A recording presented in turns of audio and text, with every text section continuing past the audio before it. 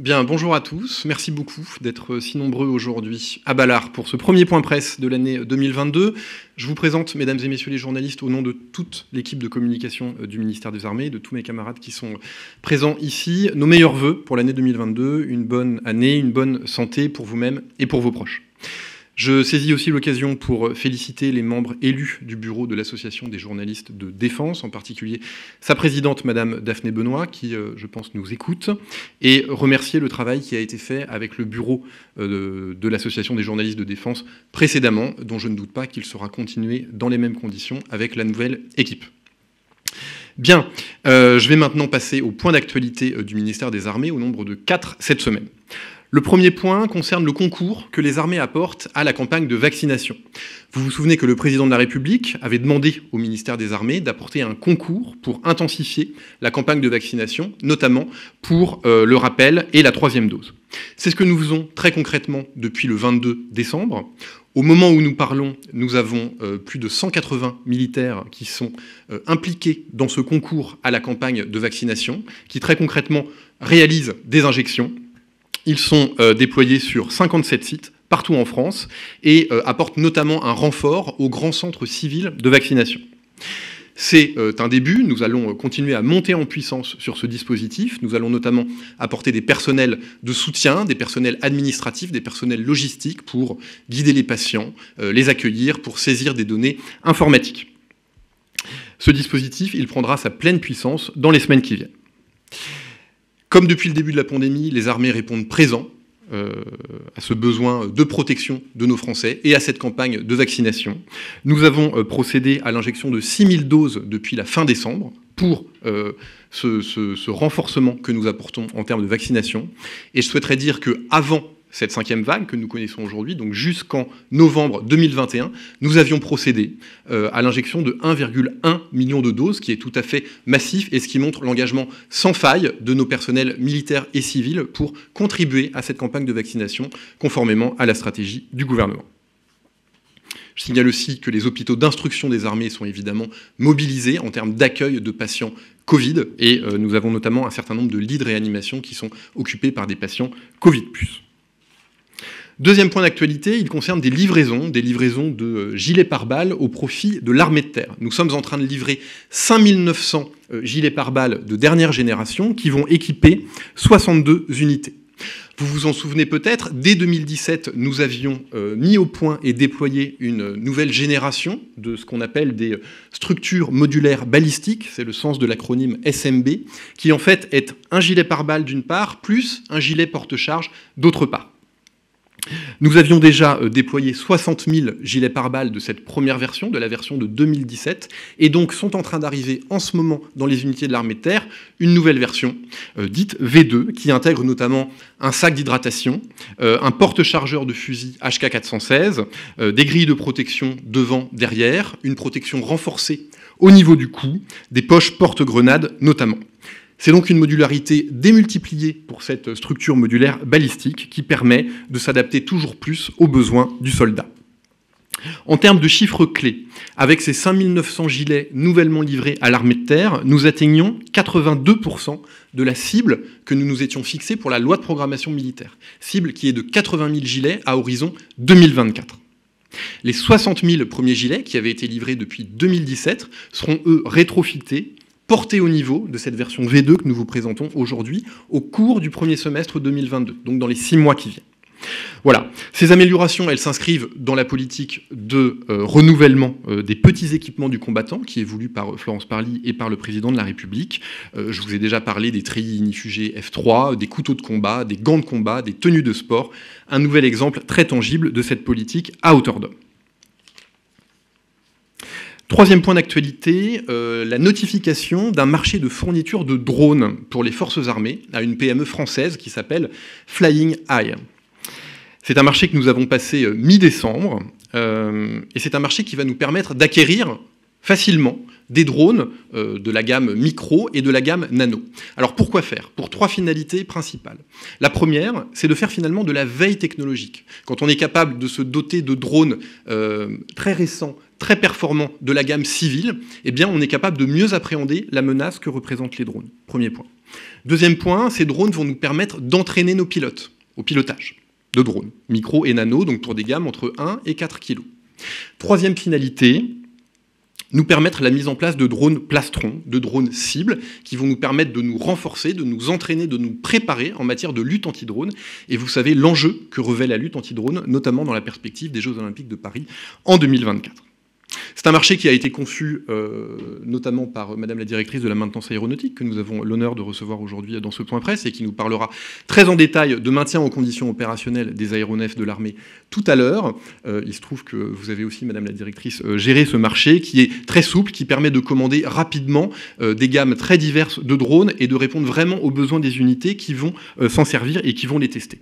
Nous avons déjà passé une première commande, plus de 850 drones ont déjà été commandés, et nous envisageons une commande de quelques centaines de drones chaque année dans les 4 années que va durer ce contrat. Je termine par un dernier point d'actualité qui est un coup de chapeau à la Marine nationale qui a procédé en 2021 à une saisie absolument record de stupéfiants, puisque ce sont 44,8 tonnes de produits stupéfiants qui ont été interceptés par la Marine nationale, dans l'océan Indien, dans le golfe de Guinée, en Polynésie, dans les Antilles. Cela représente près de 2 milliards d'euros qui ne financeront pas les flux financiers qui alimentent des réseaux criminels ou des réseaux terroristes. Alors pour bien réaliser le caractère absolument exceptionnel de ces saisies et le travail fantastique qui a été réalisé par les marins en 2021, regardons ce qui s'était fait les années précédentes, où là aussi d'énormes efforts avaient été consentis, mais pour bien mesurer ce côté absolument exceptionnel de l'année 2021, entre 2006 et 2020, les saisies annuelles, elles oscillaient entre 2 tonnes et 18 tonnes. En 2020, par exemple, c'était 8,6 tonnes qui avaient été saisies, et en 2019, 16,6 tonnes. Donc cette année, c'est quasiment le triple de ce que nous avions saisi au maximum pendant les 15 années précédentes. Il faut avoir en tête que quand on saisit 1 tonne en mer, eh bien ce sont des dizaines, des centaines, des milliers de transactions qui sont de fait évitées à terre, et cela soulage d'autant le travail des forces de sécurité intérieure. Donc nous tirons notre chapeau évidemment à la Marine nationale, nous sommes au ministère des Armées, mais nous ne travaillons pas tout seuls, c'est un travail entre les administrations, avec les douanes, avec la gendarmerie maritime, avec la gendarmerie nationale, avec la police nationale, et c'est évidemment aussi le fruit de collaborations internationales. Voilà. Voilà qui conclut les points d'actualité pour cette semaine. Avant de passer à l'agenda de Madame la Ministre, auriez-vous des questions relatives à l'actualité ? Juste une petite question. Quelles sont les unités, les premières unités qui vont être dotées du tout nouveau gilet ? Alors, Eric, est-ce que tu as la réponse à cette question ? Non, je l'ai pas. Madame Mackenzie demande quel est le fabricant des gilets SMB. Alors, est-ce que nous sommes capables de répondre à cette question ? Madame la directrice, vous ne savez pas, côté EMA pour le SCA, on va vous répondre très rapidement, madame, d'accord ? On va vous répondre très rapidement. Autre question ? Non ? Très bien. Sachant que vous pourrez poser vos questions ultérieurement, évidemment, si vous le souhaitez. Bien, nous allons passer à l'agenda de Madame Parly. Alors, pour cette semaine, je suis très rapide. En fin d'après-midi, elle s'entretient avec M. Andriès, qui est le directeur général de Safran, à l'hôtel de Brienne. Ce soir, elle aura un dîner de travail avec les membres de la Commission européenne, dans le cadre de la PFUE. Demain, elle participera à une cérémonie d'hommage à Jean Monnet et à Mme Simone Veil, au Panthéon. Et demain après-midi, elle présidera un comité exécutif du ministère des Armées sur la présidence française de l'Union européenne. La semaine prochaine, le 10 janvier, matin, Madame la Ministre aura un entretien avec son homologue allemande, Madame Lambrecht. Elles s'entretiendront notamment des grands programmes capacitaires franco-allemands, SCAF, Eurodrone, dont je peux vous dire un mot si vous le souhaitez. Elle aura ensuite un entretien avec le chef d'état-major de l'armée de terre.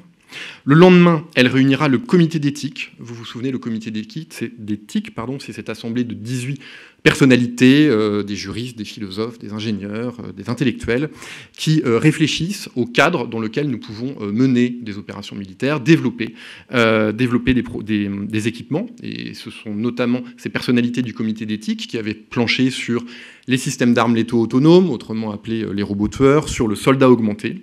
Et lors de cette réunion du comité d'éthique, ils présenteront à la ministre des Armées leur rapport sur l'environnement numérique du combattant. d'une part, et d'autre part, la ministre lancera un mandat pour les membres de ce comité d'éthique sur l'espace. Le lendemain, elle participera au Conseil restreint de défense et au Conseil de ministres, puis partira à Brest.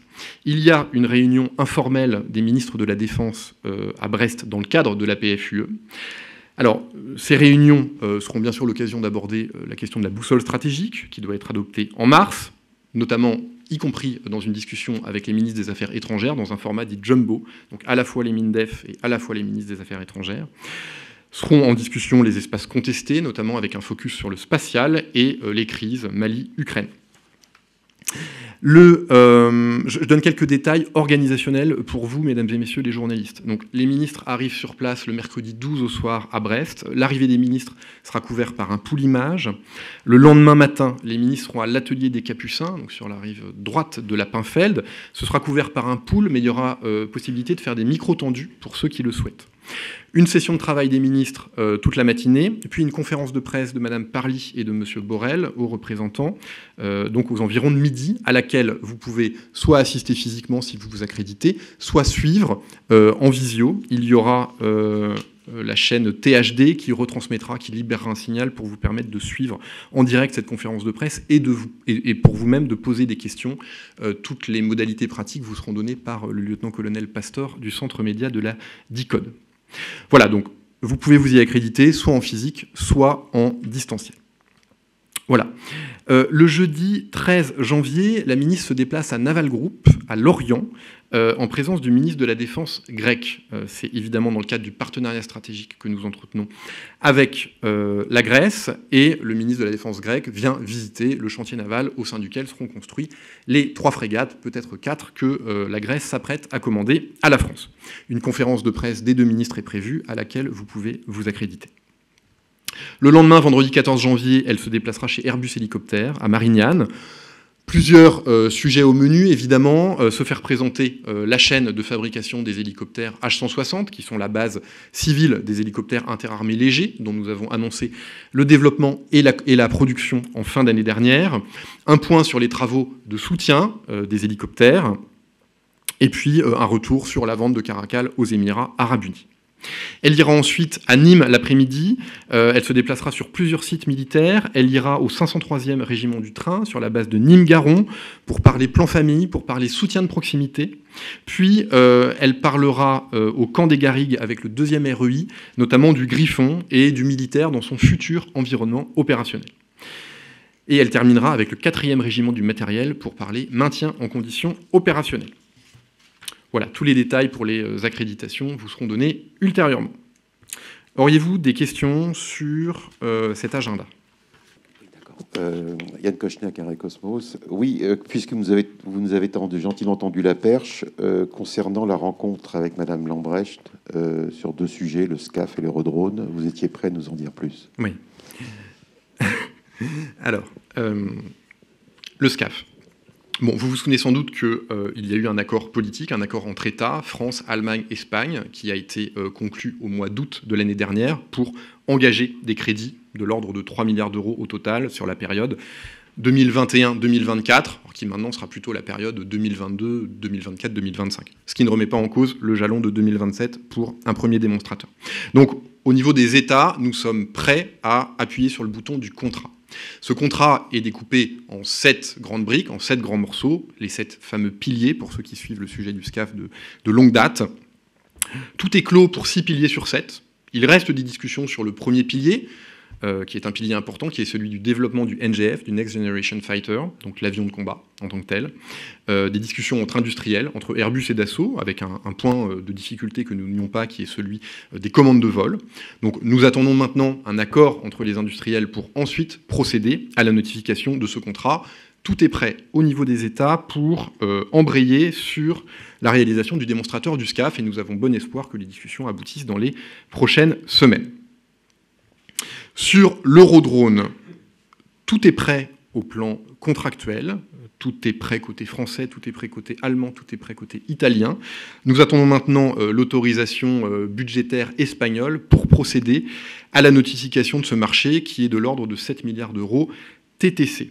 Je rappelle que ce contrat couvrira le développement et la livraison de 20 systèmes qui sont commandés par les nations. La France, elle, prévoit d'en commander 4 de manière ferme et 2 optionnels. Derrière le terme « un système », il faut entendre 3 avions en tant que tels, plus des stations de commandement de ces drones. Une question un petit peu anecdote. Est-ce que Madame la ministre volera sur le H-160 ? C'est une bonne question. Je crois qu'on n'a pas encore tous les détails de la visite. Je ne suis pas sûr que ça soit prévu à ce stade, mais écoutez, c'est une bonne idée que je relayerai. Pardon ? Je crois que c'est une question non dénuée d'intérêt. Très bien. Nous avons une question en audio. Oui ? Est-ce que vous m'entendez? Michel Cabirol. Bonjour Monsieur Cabirol, tous nos vœux, nous vous entendons parfaitement. Bonjour Monsieur Grandjean, tous mes vœux également.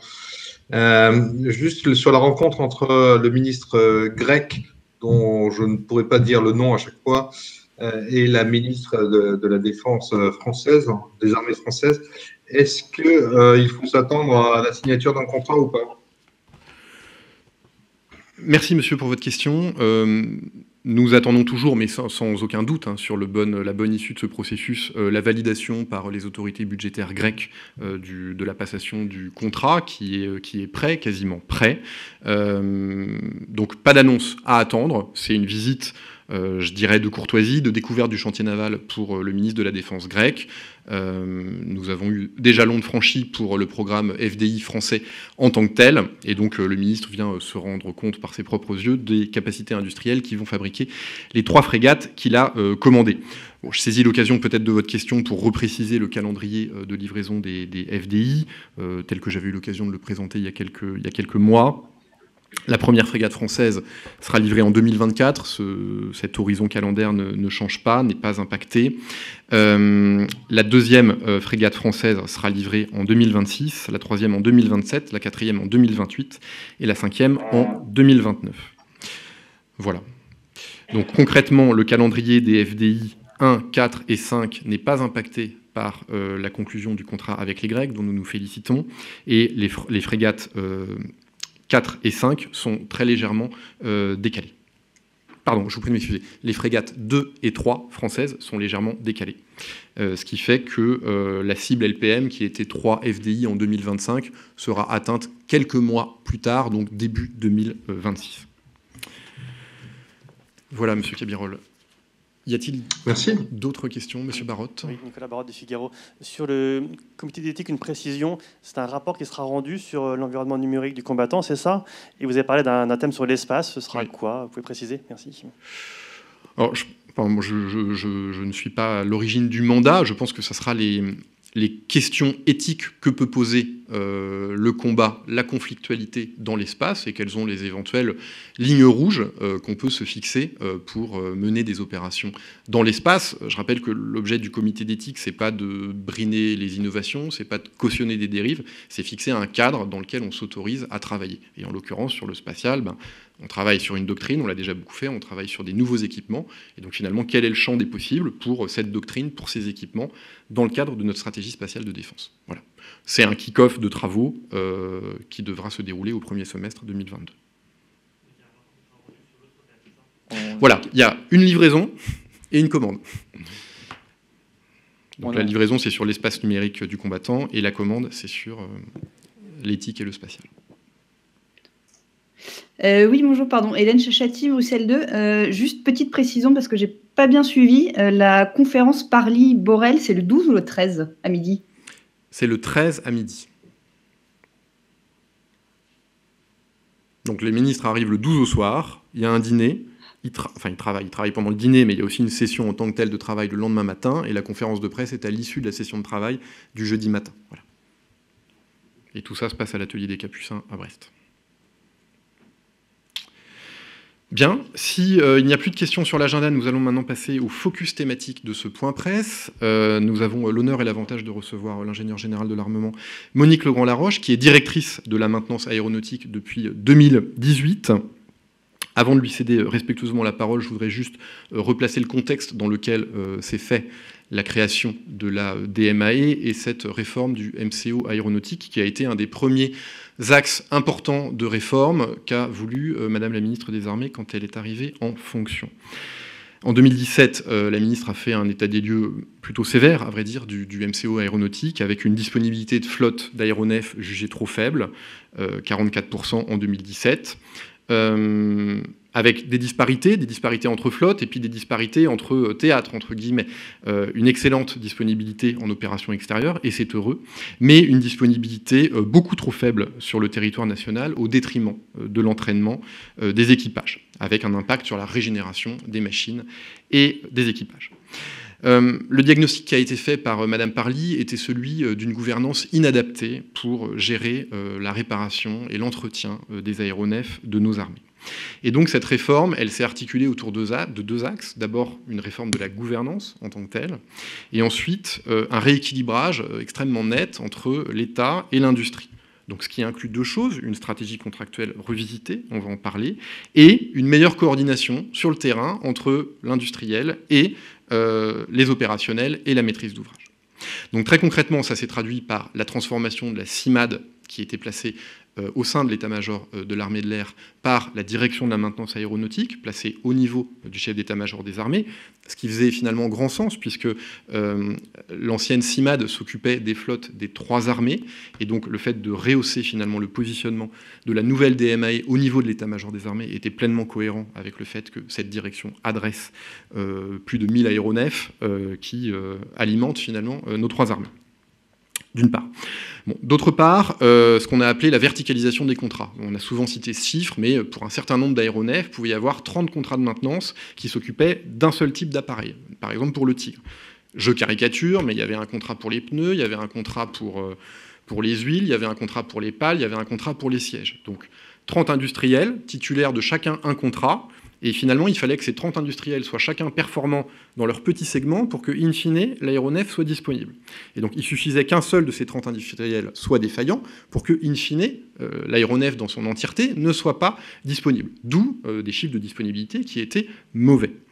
Donc, la stratégie, ça a été mettre des têtes de pont, des industriels maîtres d'œuvre, ce que nous assumons, qui prennent la responsabilité de bout en bout de la disponibilité de l'appareil.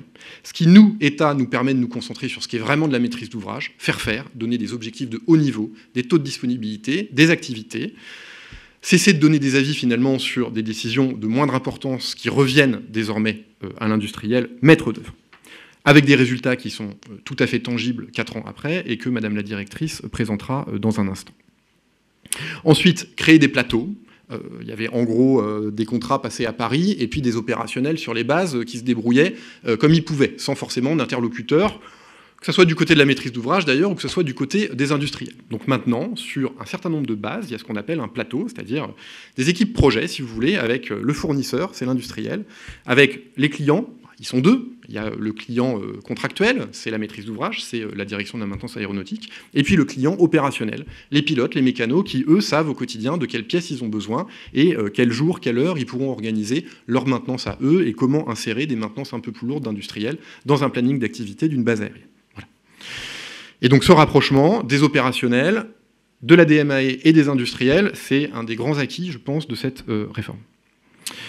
Alors c'est un chantier qui est toujours prioritaire, en témoigne l'argent qu'on y consacre. Sur la loi de programmation militaire, le MCO, c'est 35 milliards d'euros. Donc par an, ça fait à peu près 5,8 milliards d'euros. Là-dedans, il y a le MCO aéronautique, mais aussi terrestre et naval. Et donc la part aéronautique, qui nous intéresse aujourd'hui, représente 3 milliards d'euros par an de paiement à peu près. Voilà, donc cette direction de la maintenance aéronautique que dirige Madame l'ingénieure générale a été créée par un décret le 18 avril 2018. Et je vais maintenant, Madame la directrice, respectueusement vous céder la parole pour vous permettre de présenter votre stratégie et vos résultats.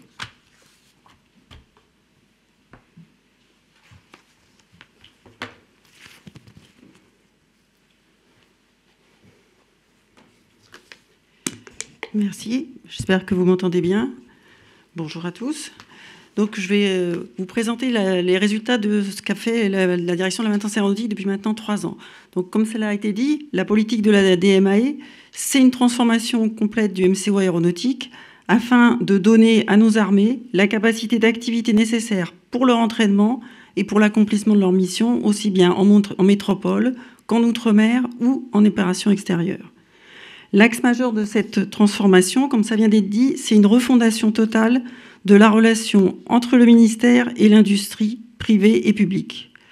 Le principe, c'est de responsabiliser l'industrie sur des engagements exigeants de haut niveau, en confiant donc à un maître d'œuvre unique la responsabilité du soutien d'une flotte d'aéronefs, avec un contrat de longue durée, de l'ordre d'une dizaine d'années, et des activités majoritairement forfaitisées, et la responsabilité du périmètre, je dirais, pièces et main-d'œuvre, c'est-à-dire en leur lui confiant la gestion de la logistique, associée du coup à la création de guichets logistiques sur les bases et dans les régiments.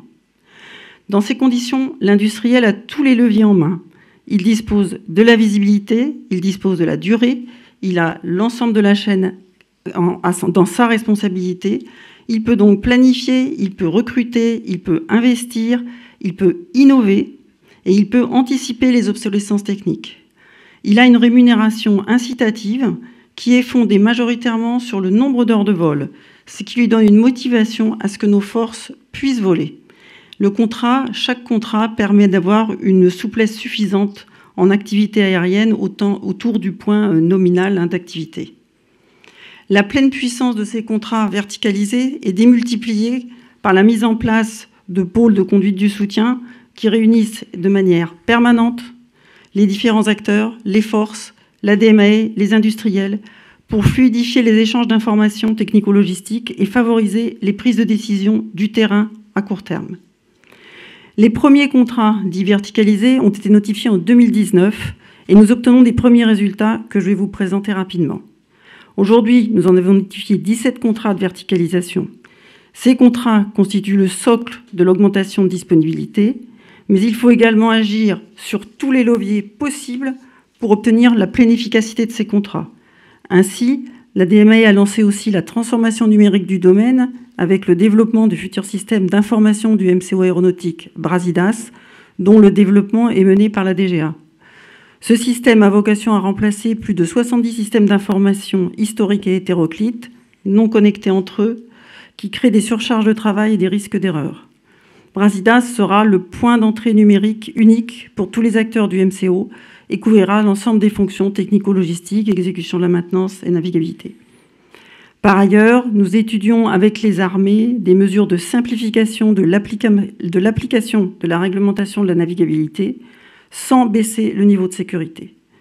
De même, nous appuyons toutes les expérimentations dans le domaine de l'innovation, que ce soit par exemple par le recours à l'impression 3D ou l'utilisation massive des données en vue de faire de la maintenance prédictive.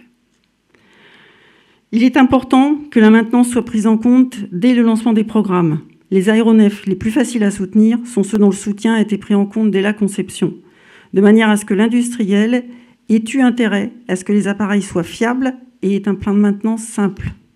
Aussi, nous travaillons en étroite collaboration avec la DGA pour la définition de la stratégie du soutien ou la négociation des contrats de développement.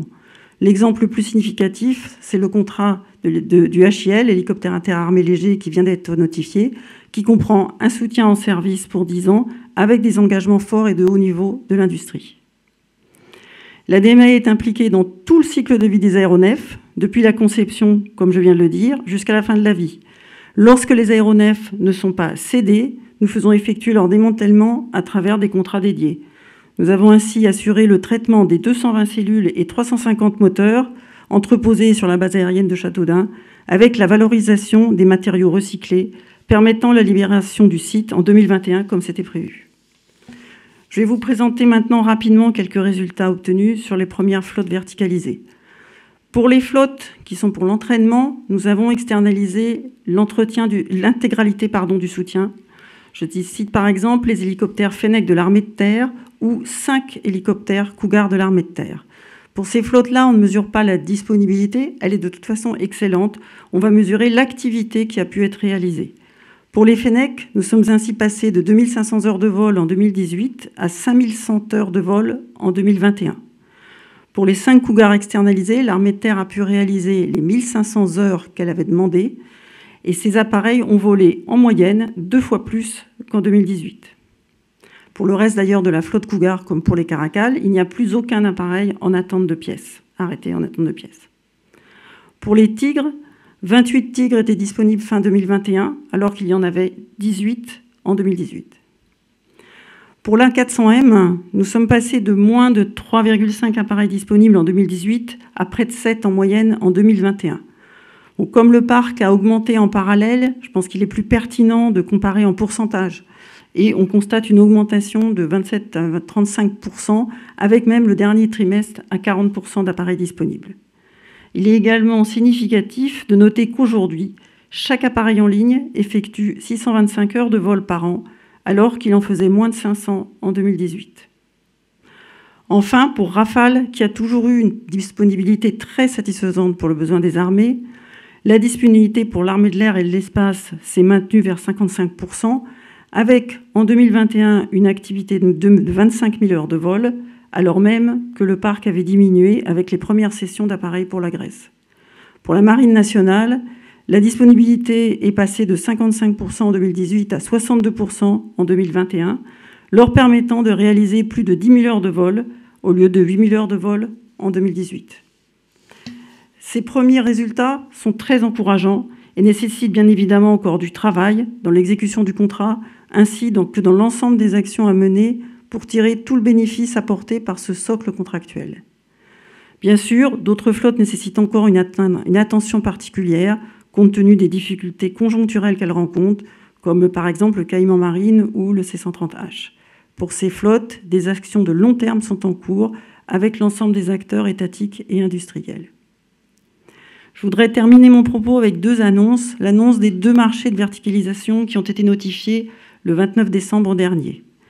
Tout d'abord, le marché de maintien en condition opérationnelle de Mirage 2000, qui a été notifié à la société Dassault Aviation.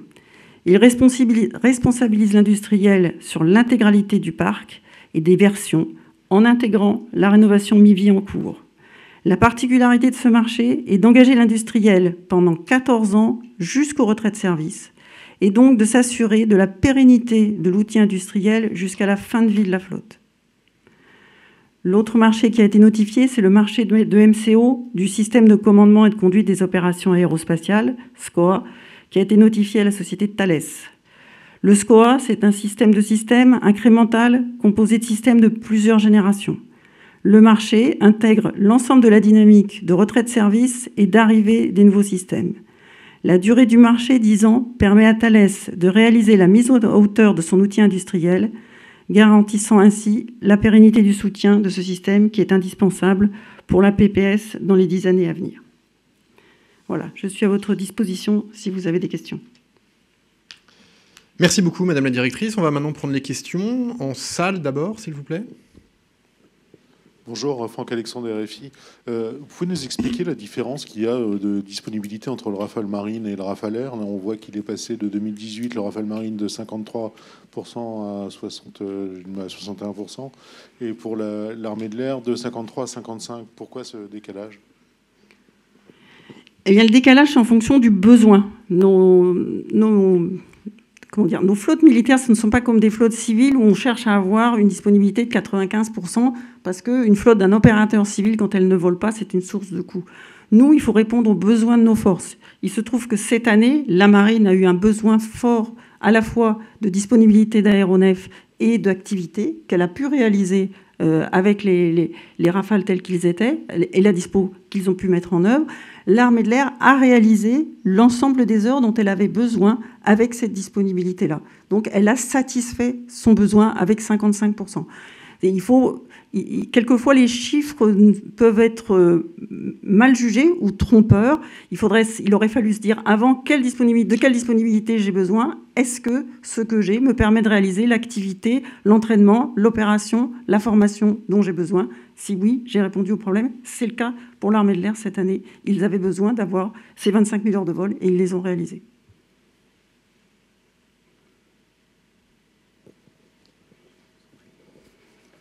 Je me présente pas à chaque fois, si. Si, c'est mieux, monsieur. C'est mieux. Donc, un Kochnek, un Cosmos. Oui, donc, malgré la pandémie, vous n'avez pas chômé, ça, je constate au vu de ce qui a été réalisé. Il vous reste encore des choses dans le viseur là, pour l'année prochaine et les années suivantes? Alors, nous n'avons pas chômé parce que malgré la pandémie, nos armées volent et que pour qu'elles volent, que ce soit chez nous ou en opération extérieure, il faut que la DMAE soit soit sur le pont et travaillent. Donc oui, nous n'avons pas arrêté, bien évidemment, de travailler avec l'industrie. Et nous avons encore beaucoup de travail devant nous. Je l'ai dit, d'abord, on n'a pas fini l'ensemble des verticalisations. On a encore, je dirais, une petite dizaine de contrats de verticalisation à passer. Et puis, une fois que le contrat est passé, j'ai envie de dire, en fait, l'aventure commence. Elle n'est pas terminée. Donc, c'est là où il faut les faire vivre au quotidien. On a parlé des pôles ou des plateaux qui sont créés. Il faut les animer. Il faut s'assurer que les industriels font ce qu'on leur a demandé de faire et que leurs prestations correspondent à ce qu'on a commandé. Et puis, il faut aussi que nous, du côté État, on se mette en ordre de bataille pour être le plus efficace possible et tirer profit de cet outil qui nous est donné avec les contrats. Donc, nous, il y a encore beaucoup de travail à faire. Il faut encore gagner des points de dispo, gagner de l'activité. Peut-être, Monique, on peut donner quelques exemples de contrats qui restent à passer sur quelques flottes emblématiques. Alors, d'abord, on a des flottes peut-être moins emblématiques, mais quand même très importantes, que ce soit l'Alpha Jet ou que ce soit la Gazelle, les Falcon, des contrats à renouveler, le CASA, par exemple. On a une activité importante moteur cette année, que ce soit sur le moteur du Tyne pour l'Atlantique 2, que ce soit pour l'ensemble des moteurs d'hélicoptères ou le moteur de la 400. Voilà, pour citer quelques exemples. On prend une question en salle et ensuite on bascule sur l'audio et puis on reviendra en salle. Nicolas Barotte du Figaro. Quels sont vos objectifs pour cette année suivante? Est-ce qu'on est à un maximum, là, ce que vous nous montrez sur le tableau, ou est-ce qu'on va aller plus loin dans la disponibilité des appareils? Merci. Alors, on n'est pas encore au maximum, bien évidemment. On va encore aller plus loin. On s'est fait une feuille de route, flotte par flotte, et dont on présente les résultats régulièrement à la ministre des Armées. On a défini, en liaison avec les armées, quels étaient leurs besoins dans les années qui viennent. On a donc fait un calendrier de progression et on en rencontre régulièrement. Donc non, on n'a pas fini et on va encore progresser par rapport à ce qui est affiché aujourd'hui.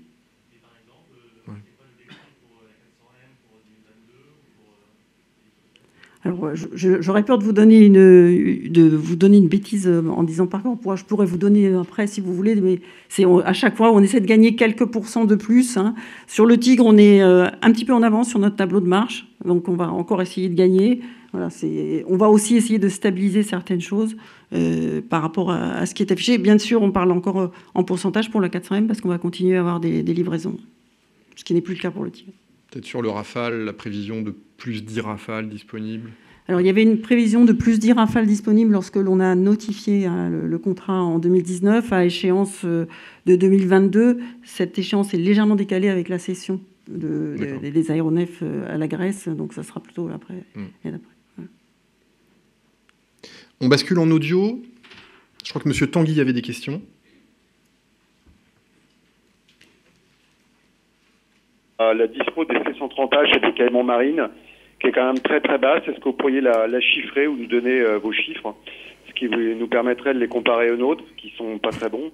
Est-ce que vous auriez également les mêmes chiffres pour le CASA, la TL2? Et quand vous dites une vingtaine de Tigres, donc une toute petite vingtaine de Tigres qui sont disponibles, c'est quand même pas très merveilleux, puisque je rappelle que la série des Tigres, c'est presque 70 machines. Donc ça fait un appareil sur 3 qui sera en état de vol, ce qui est quand même pas fantastique.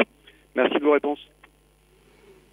Alors, sur la disponibilité du Caïman marine, on en a 7 disponibles, j'espère que c'est vos chiffres. 7 disponibles actuellement. Sur la dispo du C-130H, effectivement, qui n'est pas très bonne, elle oscille entre 3 et 4. Il faut savoir que, même si ce n'est pas une excuse, le Caïman marine, comme le C-130H, ont actuellement des rénovations qui sont en cours ou des mises à hauteur et donc des immobilisations de chantiers importants industriels qui se passent plus ou moins bien avec des retards, donc qui conduisent à ces difficultés qu'on peut rencontrer. D'autres difficultés qui sont liées aussi pour le Caïman marine à la corrosion très importante que l'on découvre sur ces appareils au bout de quelques années et qui nécessitent des reprises. Sur le Tigre, j'ai dit 28. Alors peut-être que ce n'est pas beaucoup, mais c'est quand même pas mal. 28 Tigres sur les 67 qui ont été aujourd'hui, qui sont dans les forces. Là aussi, nous avons un gros chantier de mise à hauteur qui est en cours chez l'industriel. Il doit y avoir 12 Tigres qui sont actuellement en chantier.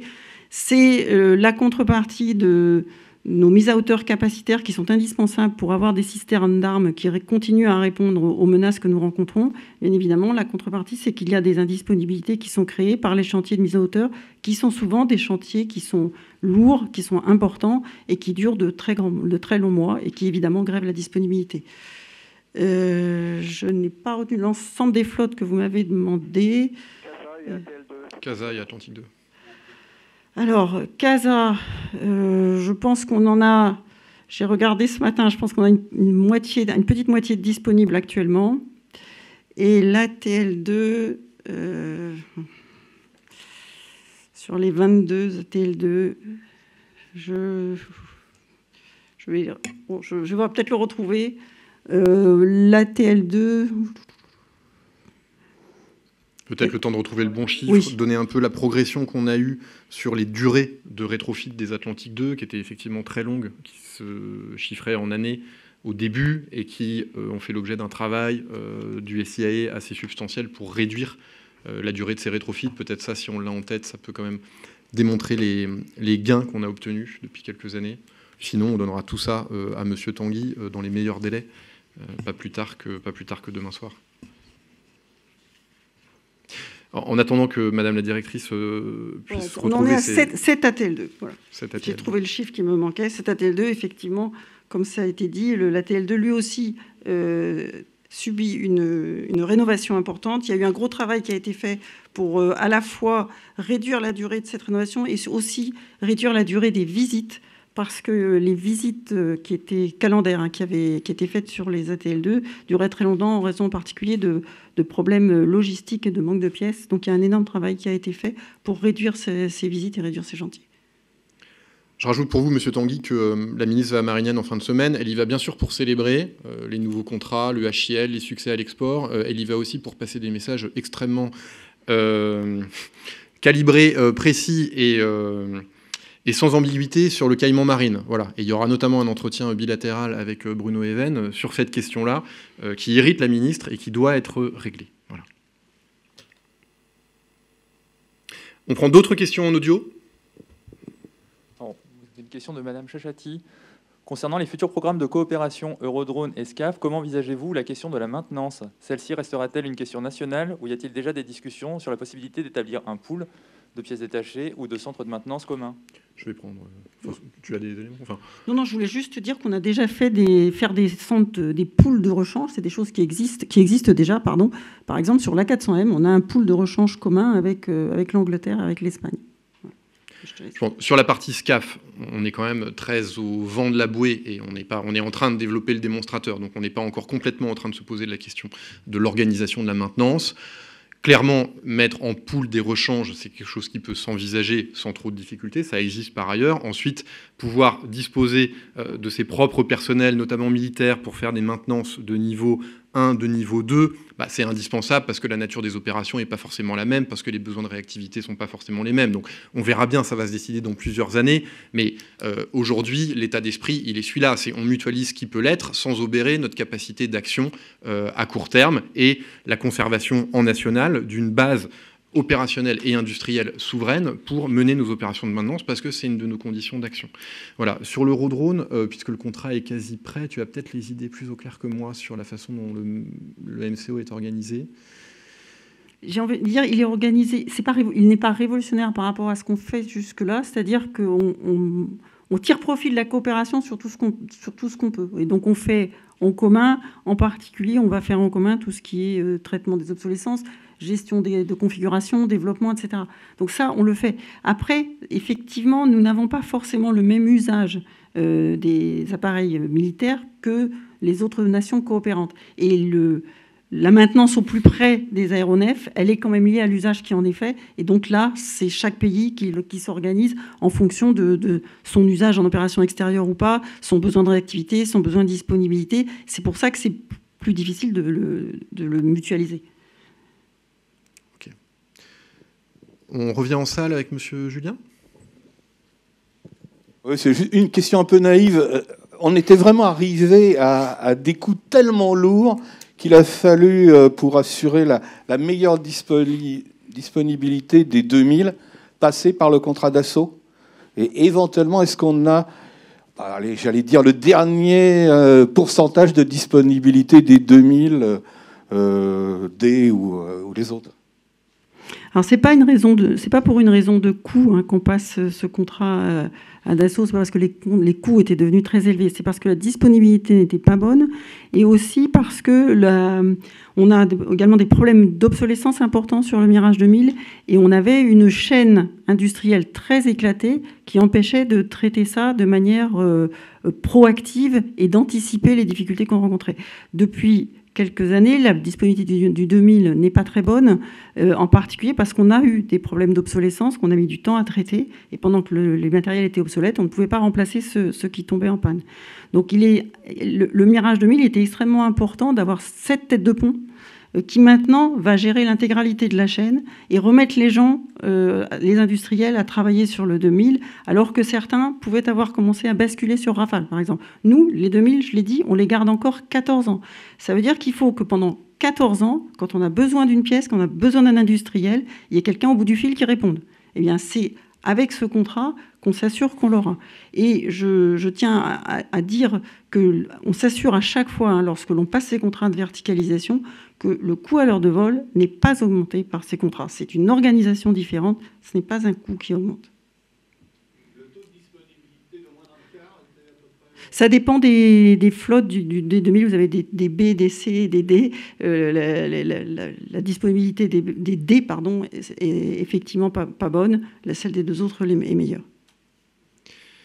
Merci beaucoup, c'était très clair. On reprend quelques questions en audio. Monsieur Raffray.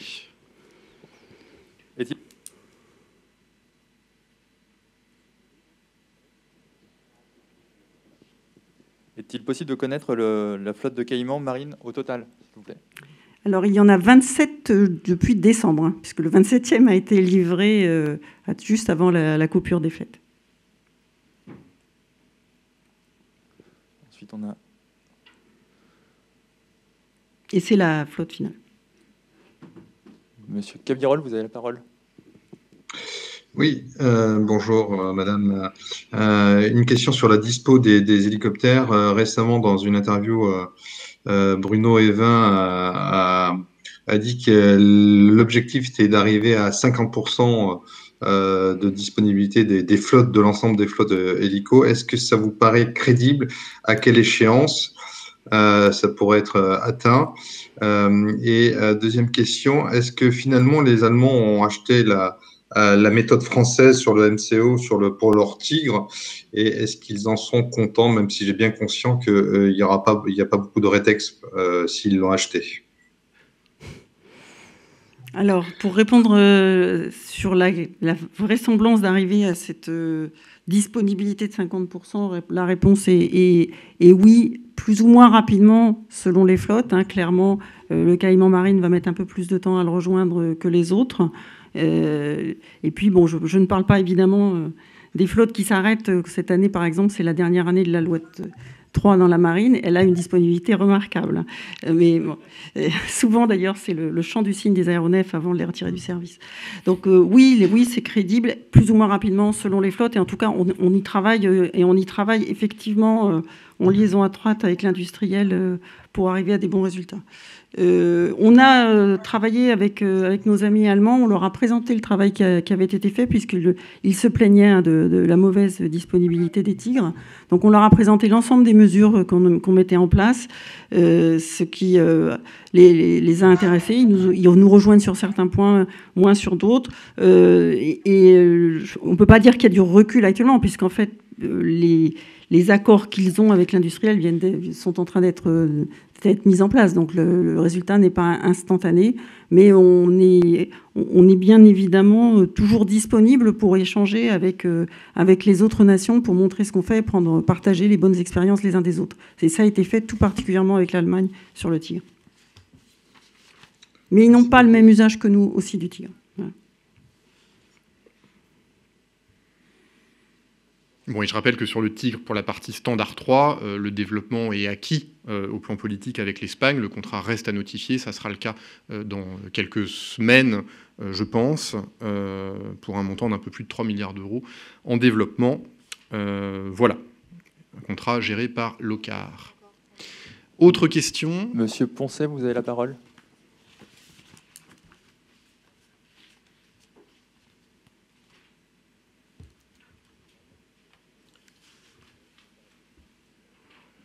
Monsieur Poncet, on ne vous entend pas.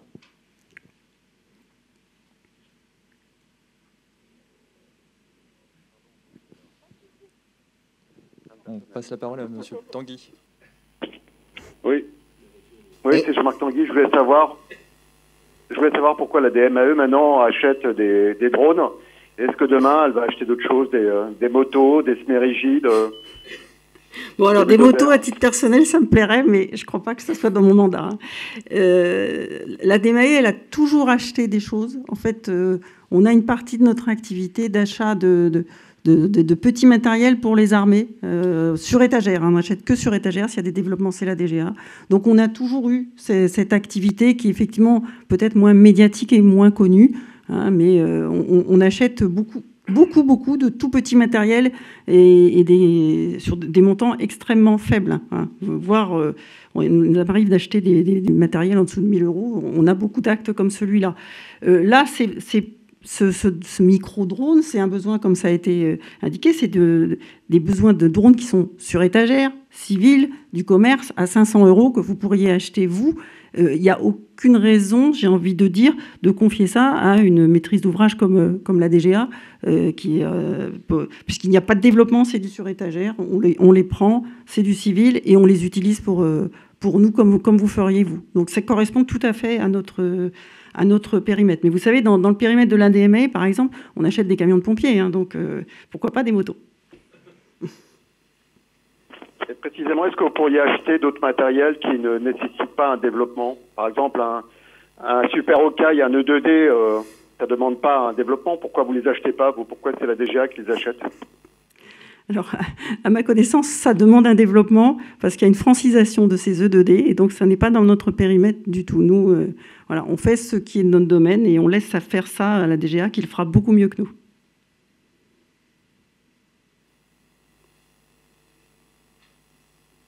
Est-ce qu'on a retrouvé Monsieur Poncet?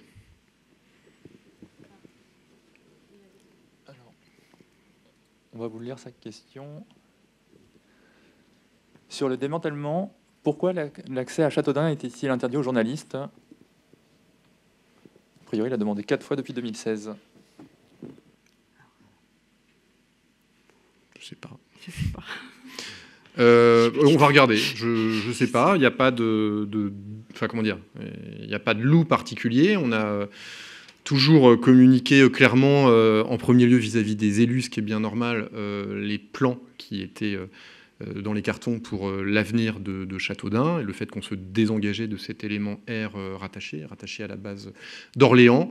On a évacué les aéronefs qui étaient stockés sous la férule de Madame la directrice, avec comme objectif de rendre des terrains à Châteaudun qui soient propres, qui soient viables, qui puissent être réutilisés par le tissu local pour des projets de développement économique. L'État a mis sur pied un contrat de restructuration de sites défense qu'on appelle les CRSD. Alors, le montant précis m'échappe, c'est quelques millions d'euros, qui permet pour une commune comme Châteaudun de viabiliser ce terrain ou alors d'investir ailleurs sur la commune ou sur la communauté de communes et finalement de compenser, parce que c'est ça la logique, les pertes économiques qu'on ne nie pas du fait de la fermeture d'une emprise militaire. Et ces contrats, ils sont précisément là pour ça. Ils sont là pour permettre à une nouvelle activité économique, connexe ou complètement différente, de se recréer dans un territoire dans lequel nous, on s'est retiré parce qu'on a aussi des impératifs de rationalisation et que la base aérienne de Châteaudun ne répondait plus à un besoin du ministère des Armées et singulièrement de l'armée de l'air et de l'espace. Voilà. Mais bon, on va voir si on peut aller visiter le site. Voilà, c'est un endroit riant, hein, mais il n'y a plus rien à voir. Il n'y a plus grand-chose à y voir, pour être franc, Monsieur Poncet, mais on peut y faire une petite escapade, l'un et l'autre, si vous le souhaitez. Alors, dernière question peut-être, avant de libérer Madame la directrice. Oui, un peu pour abonder dans le sens de Gaël Poncet. Moi, j'ai pas voulu aller à Châteaudun, mais je crois qu'il y a des sites très remplis au SIAE, hein, qui est une partie du ministère des Armées qui fait du MCO. Vous n'avez pas beaucoup parlé d'eux d'ailleurs. Est-ce qu'il serait possible d'enfin aller visiter ces sites, hein? Merci. Alors, moi, à titre personnel, je trouve que ça serait extrêmement intéressant qu'on fasse un point presse délocalisé sur un AIA, un atelier industriel aéronautique. Donc, je propose qu'on mette ça à l'agenda du premier semestre. Moi, j'y suis allé très fréquemment, Monique, toi, moi plus aussi, que moi encore. Et la ministre est allée à Clermont il y a un an de ça. Donc, ça travaille, ça bosse, ça sent la sueur, ça sort de l'aéronef disponible, et je crois qu'on aurait tout intérêt à vous montrer ce qu'on y fait là-bas. Donc, on va en choisir un entre QERS, Clermont, Bordeaux. Et on vous y emmènera au premier semestre. Merci. Il nous reste une dernière question de M. Cabirol, si vous le...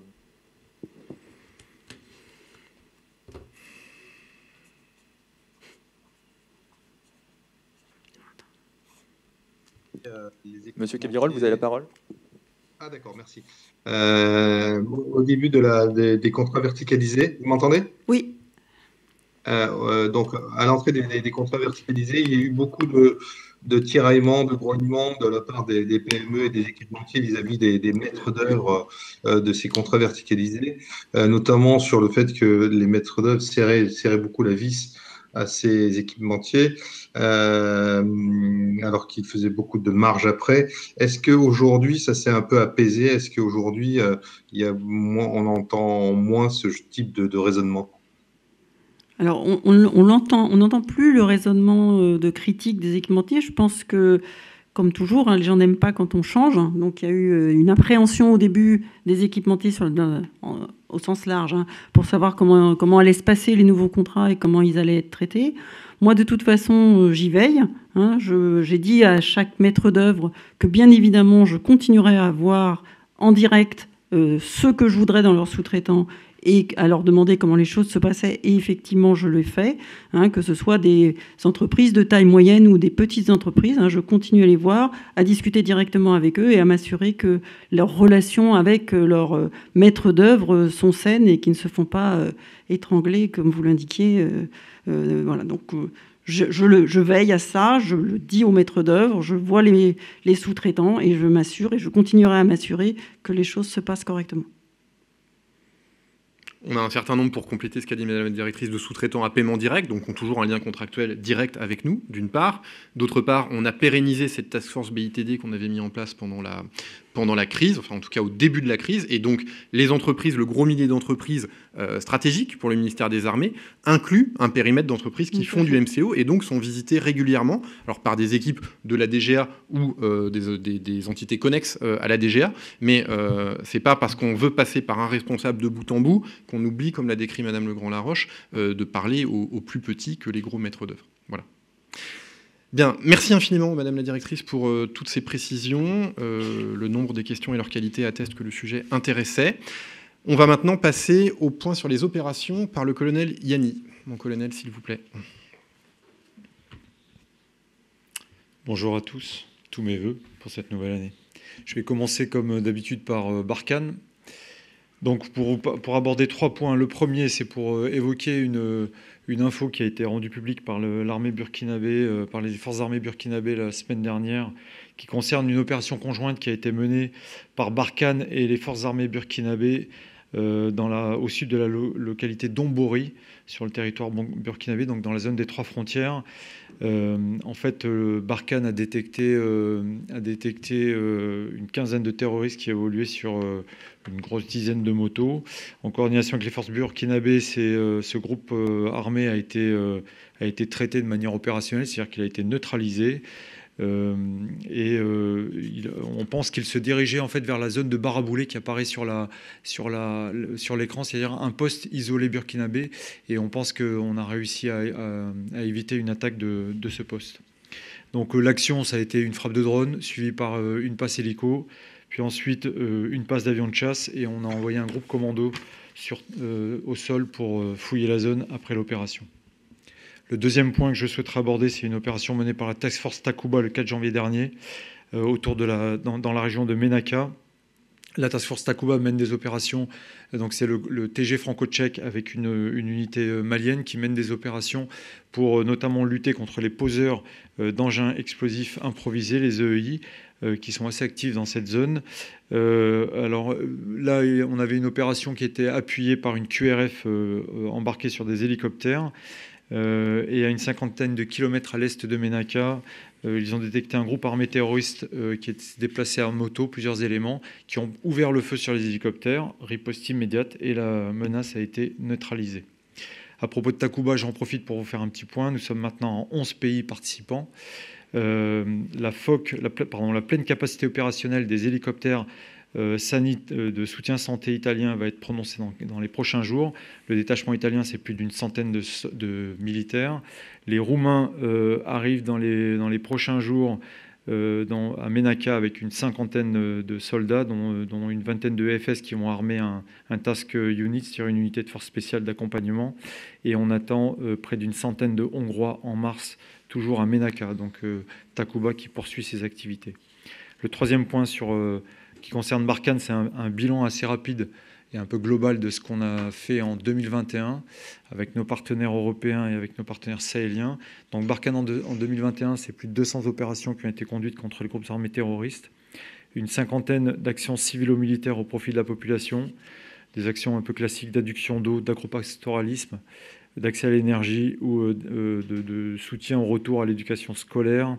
C'est 120 000 personnes soignées à travers des actions d'assistance médicale gratuite. Et un chiffre qui est assez intéressant, c'est 30 millions d'euros injectés dans l'économie malienne en faisant tourner un peu plus de 200 entreprises, 226 entreprises maliennes. Voilà pour la partie Barkhane. On passe au Golfe de Guinée. Pour vous dire que le PHM, le patrouilleur de haute mer, enseigne de vaisseau Jacoubé, est toujours dans la zone, qu'il a conduit du 25 au 30 décembre une mission de surveillance en coordination avec une frégate danoise, l'Esbern Snar. Et donc cette coordination s'inscrit dans le cadre plus large du concept de présence maritime coordonnée, c'est-à-dire les différentes marines européennes qui sont engagées conjointement ou simultanément dans le Golfe de Guinée et qui procèdent à des échanges d'informations opérationnelles, des échanges de renseignements, soit pour lutter directement contre des cas de piraterie, soit pour se coordonner et appuyer les forces africaines dans la région. Suivante. Un point sur le PMO. Vous savez quand nous sommes engagés au sein du JOCAT, c'est-à-dire le Joint Operation Command Advisory Team, qui est une structure de la coalition qui fournit du conseil auprès du centre opération, l'équivalent du CPCO, du centre opération irakien. Dans ce cadre, on mène une action particulière en matière de coordination des appuis aériens, puisque la mission OIR a basculé. Ce n'est plus une opération d'action directe contre Daesh, c'est une mission de conseil et d'appui au profit des forces de sécurité irakiennes. Et donc, dans le cadre du volet appui, la coalition fournit des capacités de frappe aériennes, et nous, notamment à partir de la BAP Levant à H5. Donc, le 24 décembre, sur la base de renseignements fournis par l'une des agences irakiennes de renseignement, le centre opération irakien a coordonné les actions sur Daesh, sur des objectifs identifiés par Daesh. Et vous avez à l'image le conseiller français qui a conseillé directement le chef des opérations de l'armée de l'air irakienne. Et ça s'est traduit le 26 décembre par le tir de 3 bombes guidées laser de type GBU-12 qui ont détruit 2 caches de Daesh dans le nord du pays. Toujours dans la partie proche et Moyen-Orient, la FDA Chevalier-Paul, la frégate de défense aérienne Chevalier-Paul, qui est engagée dans l'opération AG-Nord depuis le 5 décembre, qui navigue dans le golfe arabo-persique et dans le détroit d'Ormuz pour assurer des missions de surveillance maritime au profit des navires qui circulent dans cette zone, dans le cadre et qui se coordonnent avec les unités présentes dans la zone, notamment les unités américaines. Sur le bassin méditerranéen maintenant, un bilan du déploiement de la FREMM Auvergne en mer Noire, dont on avait parlé avant la période de Noël. Donc le 2 janvier, la FREMM Auvergne a quitté la mer Noire pour rejoindre la Méditerranée après 21 jours de mission en application de la Convention de Montreux, puisque vous savez qu'on ne peut pas garder un bâtiment militaire trop longtemps dans la mer Noire. Il s'agissait du premier déploiement d'une frégate de premier rang dans cette mer fermée située sur le flanc est de l'Europe. Et sa mission principale était d'assurer la capacité autonome d'appréciation de situation de la France, de rappeler notre attachement à la liberté de circulation maritime aérienne et de mener des actions de coopération avec les marines riveraines. Et durant les 3 semaines de patrouille, donc la FREMM Auvergne a conduit des actions avec les marines roumaines, ukrainiennes, bulgares et turques, ainsi qu'avec les armées de l'air roumaines et italiennes, ce qui a permis de renforcer l'interopérabilité avec nos partenaires, et a eu quelques échanges avec la marine russe ou avec les forces russes qui se sont déroulés de manière très professionnelle. Un mot sur la FREMM Provence, qui a appareillé de Toulon en début de semaine pour allier la Méditerranée orientale, où elle va se déployer dans le cadre d'un soutien direct à l'opération Chamal. Et vous savez que dans le cadre de ces missions de soutien direct, on entretient une présence quasiment permanente dans le canal de Syrie pour assurer un suivi de l'évolution de la situation en Syrie et disposer ainsi d'une capacité autonome d'appréciation de situation. Suivant. En Europe du Nord et en Europe de l'Est, donc d'abord un mot sur la frégate multimission Bretagne qui est déployée dans le Grand Nord. C'est la photo à droite sur l'écran. On dirait un décor de théâtre. Donc on a eu une relève d'équipage dont on vous avait parlé avant Noël. La FREMM poursuit sa mission après une escale logistique en Islande les 24 et 25 décembre. La frégate était en Norvège à Bergen du 30 décembre au 5 janvier et poursuit sa mission donc, dans le Grand Nord, ce qui nous permet de parfaire notre connaissance dans cette zone stratégique et de disposer également d'une capacité autonome d'appréciation de situation, qui reste quand même un des objectifs principaux de tous ces déploiements.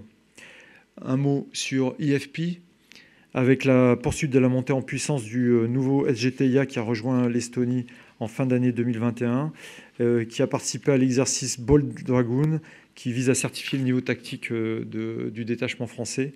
L'exercice s'est particulièrement bien passé.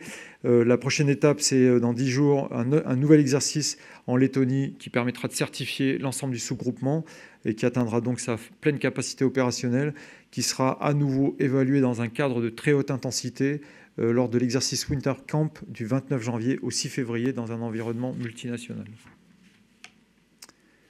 Je passe sur la partie résilience, puisqu'on en a déjà parlé. Je vais vous parler de l'exercice de préparation opérationnelle Chikra, donc une mission qui est placée sous le commandement de l'armée de l'air et de l'espace, qui se déploie à La Réunion et en Afrique de l'Est. Déploiement d'un dispositif aérien qui permet de mener des activités d'opération complexes. La première partie, l'exercice marathon, est en cours à La Réunion. N'appelle pas de difficultés particulières. Il sera suivi par une séquence qui s'appelle Minotaur, avant un exercice de haute intensité Kamsin, aux côtés des forces françaises à Djibouti, et se terminera par une escale valorisée en Égypte. Ce qu'il faut noter sur cet exercice, c'est ça illustre la capacité des armées, et en particulier l'armée de l'air et de l'espace, à se projeter loin et rapidement. Et c'est un pas supplémentaire vers une capacité Global Reach qui doit permettre à l'horizon 2025 de projeter à 20 000 km 20 rafales accompagnées de 10 à 330 Phoenix en 48 heures, ce qui montrera ce qui correspondra à un vrai gap en termes de capacité opérationnelle. Un dernier mot pour conclure sur la prise d'alerte NRF, dont également vous avez parlé avant la période de Noël. Donc depuis le 1er janvier 2022, la France assure le rôle de nation cadre pour la prise d'alerte NRF 2022, NATO Response Force, ce qui permet d'affirmer notre statut d'allié fiable, crédible et solidaire, pleinement impliqué dans les activités opérationnelles de l'OTAN. Cette prise de commandement se matérialise par 2 transferts d'autorité, ce qu'on appelle des TOA. D'un côté, la composante air à Lyon, qui prend le commandement de l'Air Component Command, et la composante terre à Lille, qui va prendre le commandement de la Land Component Command. Et ce TOA à Lille aura lieu le 13 janvier 2022 et marquera symboliquement la vraie prise de commandement de la NRF 22 par la France. Et on y reviendra dans les prochains jours pour vous détailler tout ça. Voilà, ça conclut mon point de situation OPS. Je suis prêt à répondre à des questions s'il y en a. Il y avait une question de M. Tanguy en audio.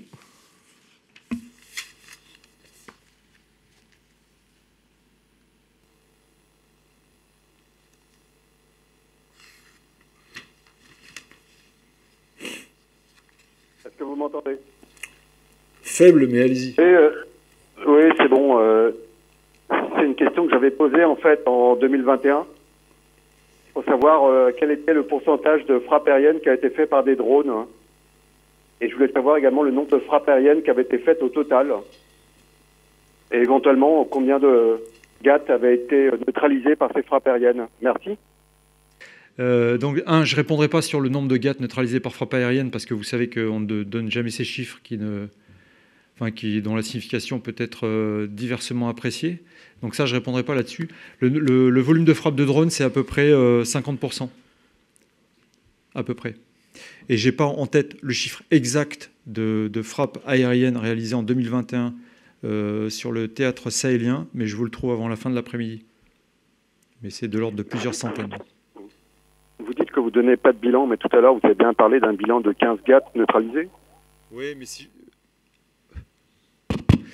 si je vous donne un bilan global sur l'année 2021, je vais vous avancer des chiffres qui n'ont pas vraiment de sens. Je pense que l'intérêt, c'est quand je vous annonce les 15 GAT neutralisés, l'intérêt, c'est surtout de vous dire que ça a été fait en parfaite coordination avec les forces burkinabées, et c'est ça qu'il faut retenir. Qu'on en ait neutralisé 15 ou 20, ça ne va pas forcément résoudre le problème du Sahel. Non, ça c'est certain. Merci. D'autres questions en audio ou en salle? Suite à l'accrochage qu'il y a eu au Mali au début de la semaine, qui aurait impliqué un convoi FAMA accompagné par des membres de Wagner, la force Barkhane, a-t-elle été informée de cet événement? Qui pose la question? Madame Chachati. Je fais le relais. D'accord. Alors j'ai lu comme vous les dépêches et les articles de presse. Donc effectivement, nous avons appris qu'il y avait eu une frappe, qu'il y a eu un incident qui a priori implique des mercenaires ou des gens de nationalité russe. La force Barkhane n'a rien à voir là-dedans. Elle n'est pas informée, puisqu'en fait, si j'ai bien suivi les journaux, ça se passe dans la région de Bandiagara, qui est située à peu près à 300 km de la base de Gossi, où nous avons une unité de Barkhane.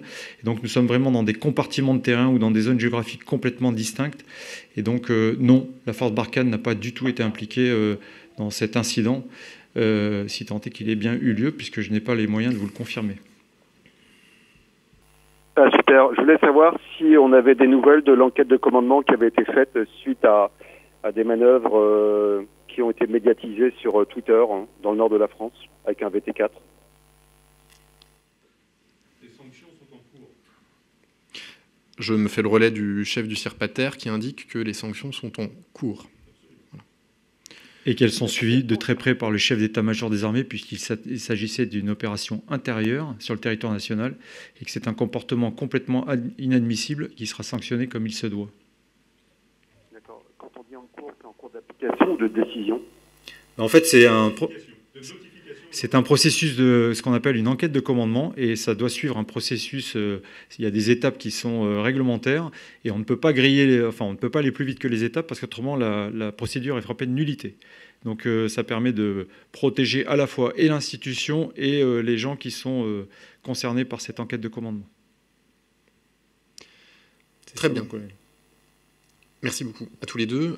Sur le calendrier des prochains points presse, la semaine prochaine, sauf actualité extraordinaire, pas de point presse pour vous permettre de suivre la séquence brestoise, la séquence lorientaise. Si l'actualité le justifie, évidemment, on se verra, mais a priori, on ne se voit pas. La semaine d'après, on se voit ici, le jeudi, avec la présence du préfet maritime de Méditerranée. Et le 27, je vous demande de noter dans vos agendas qu'on vous propose un point presse délocalisé, et je remercie l'armée de terre qui prend à sa charge ce déplacement qui sera extrêmement intéressant, puisque nous irons à la découverte du Jaguar sur le camp de Canjuers, avec des démonstrations de roulage, avec des démonstrations de tir, pour appréhender ce qu'est ce futur véhicule blindé. Voilà. Écoutez, très belle fin de semaine, et à très bientôt. Merci beaucoup. Merci à vous.